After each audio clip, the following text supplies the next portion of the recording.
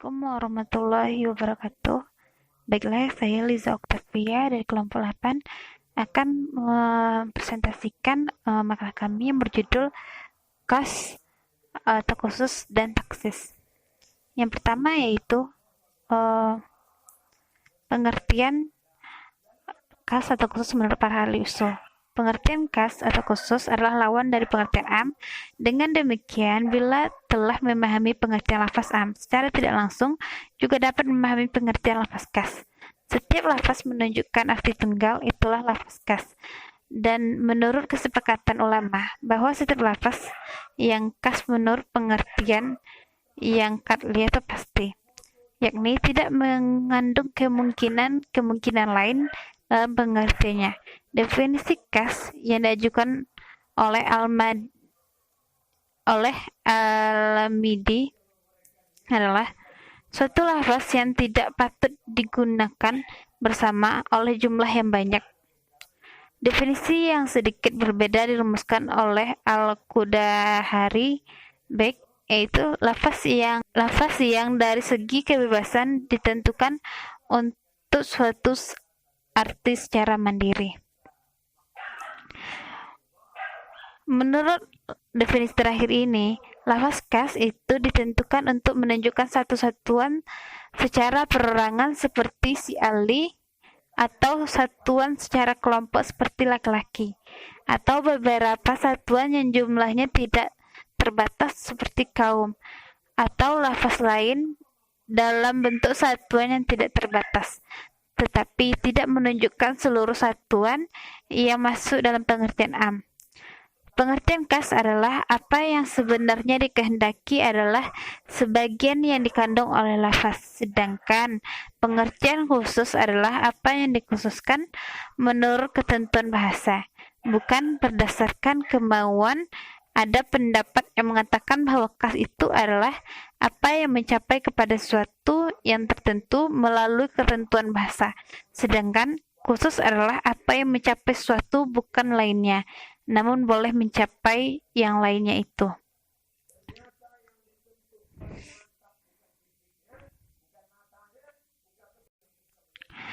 Beberapa ketentuan yang berkaitan dengan lafaz KAS. Bila lafaz KAS lahir dalam bentuk nas syara atau teks hukum, ia menunjukkan arti yang KAS secara qat'i, dilalah menunjukkan yang pasti, meyakinkan secara hakiki, ditentukan untuk itu. Yang kedua yaitu, bila dalil menghendaki pemahaman lain dari lafaz itu kepada arti lain, maka arti KAS itu dapat dialihkan kepada apa yang dikehendaki oleh dalil itu. Umpamanya seperti sabda Nabi SAW yang artinya untuk setiap 40 ekor kambing, zakatnya 1 ekor kambing. Oleh ulama Hanafiyah, zakat kambing dalam hadis itu ditakwilkan kepada yang lebih umum yang mencakup kambing, dan nilai harganya juga mentakwilkan lafaz hadis seganteng kurma dalam kewajiban zakat fitrah kepada harga seganteng kurma. Yang ketiga yaitu bila suatu kasus hukum bersifat am ditemukan pula hukum yang khusus dalam hukum lain, maka lafaz KAS itu membatasi pemberlakuan hukum am itu. Maksudnya, lafaz KAS itu menjelaskan bahwa yang dimaksud dalam am itu hanya sebagian afaradnya saja, yaitu sebagian yang tidak disebutkan dalam lafaz KAS. Yang C, pengertian taksis menurut para ahli usul. Bila suatu keadaan hukum diatur dalam lafaz am, maka hukumnya berlaku padanya berlaku untuk seluruh afaradnya. Dan bila diatur dalam lafaz KAS, maka hukum itu hanya berlaku khusus untuk dirinya sendiri. Ada beberapa definisi yang diajukan oleh ulama usul mengenai taksis. Yang pertama itu Muhammad Al-Qudahari Bek menjelaskan bahwa yang dimaksud dengan lafaz am hanyalah sebagian dari yang diatur oleh lafaz itu. Yang kedua yaitu Abdul Wahad, taksis adalah penjelasan bahwa yang dimaksud oleh syar'i atau pembuat hukum tentang lafaz am itu pada mulanya adalah sebagian dari afarad. Yang ketiga, Qatli Al-Baidawi mengeluarkan apa-apa yang dikandung oleh suatu lafaz. Yang keempat, yaitu Ibnu Subki. Taksis ialah membatasi lafaz am kepada sebagian afarnya. Dari beberapa definisi tersebut, taksis itu adalah penjelasan tentang hukum pada lafaz am yang sejak semula memang ditentukan untuk sebagian afarnya saja. Dengan demikian, taksis itu berarti penjelasan atau menjelaskan. Hukum taksis adalah boleh bila taksis memang dilakukan dengan dalil. Taksis adalah berupa dalil nakli, dalil akli, dan lainnya. Tidak ada perbedaan tentang bolehnya taksis dengan dalil. Baiklah, selanjutnya akan dilanjutkan oleh saudara Sukma. Pada saudara Sukma, D. Mukassis mutasil dan macam-macamnya. Mukassis mutasil adalah mukassis yang menyatu dengan lafaz am. Mukassis mutasil ada 5 macam, yaitu 1. Istitsna, pengecualian.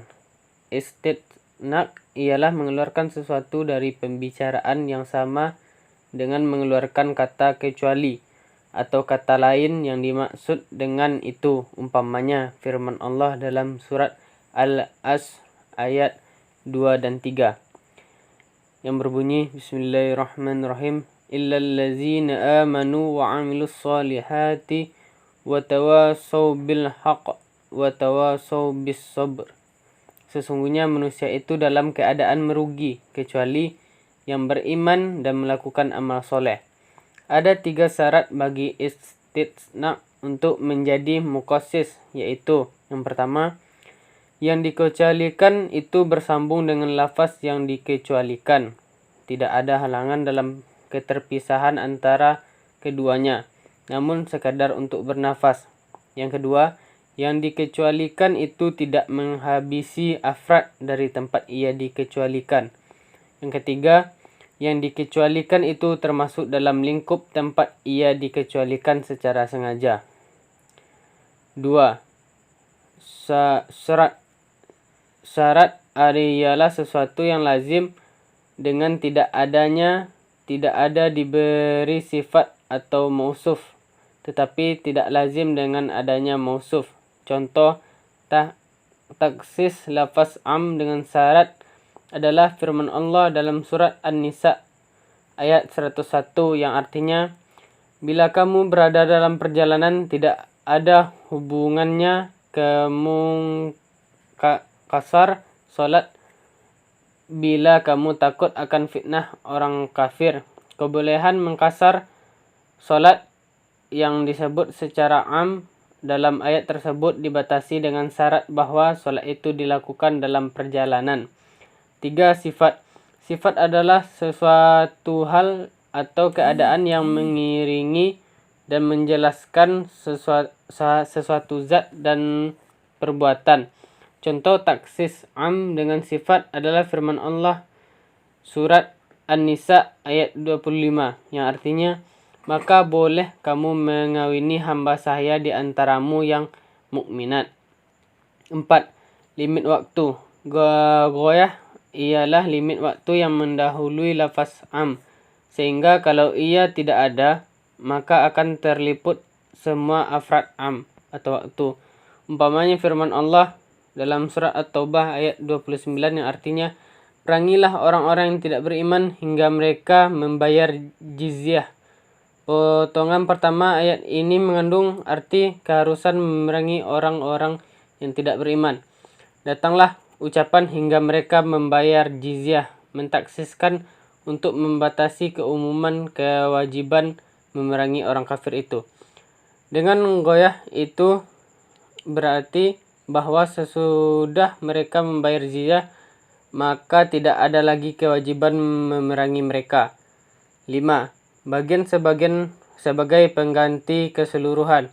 Umpamanya firman Allah dalam surat Ali Imran ayat 97 yang artinya, kewajiban manusia terhadap Allah adalah menunaikan ibadah haji ke Baitullah bagi orang yang mampu berjalan ke sana. Macam-macam taksis. A. Taksis Al-Quran dengan Al-Quran. Ulama telah sepakat menetapkan bolehnya Al-Quran mentaksis Al-Quran. Hanya sebagian ulama yang tidak sependapat. Jumhur ulama berpendapat bahwa Al-Quran dapat mentaksis Al-Quran. Mereka berargumen dengan dalil akli dan dalil nakli. Dalil nakli yang dikemukakan jumhur adalah kenyataan banyaknya ayat Al-Quran yang mentaksiskan lafaz am dalam Al-Quran. Umpamanya Allah dalam surat Al-Baqarah ayat 229 yang artinya perempuan-perempuan yang bercerai dari suaminya hendaklah beribadah sampai 3 quru. Pengertian am ayat ini ditaksis oleh firman Allah surat Al-Baqarah ayat 234 yang artinya orang-orang yang meninggal di antaramu dan meninggalkan istri hendaknya mereka menunggu selama 4 bulan 10 hari. Adapun dalil akli atau rasio dari jumhur ulama adalah bila dua nas Al-Quran bertemu, satu am dan yang satu lagi khusus dan tidak mungkin dikumpulkan, maka tentu harus beramal dengan salah satu di antaranya. B. Taksis Al-Quran dengan sunnah.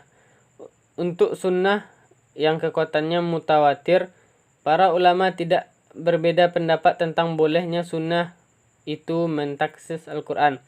Tetapi untuk sunnah yang kekuatannya ahad, para ulama berbeda pendapat tentang boleh tidaknya mentaksis Al-Quran. 1.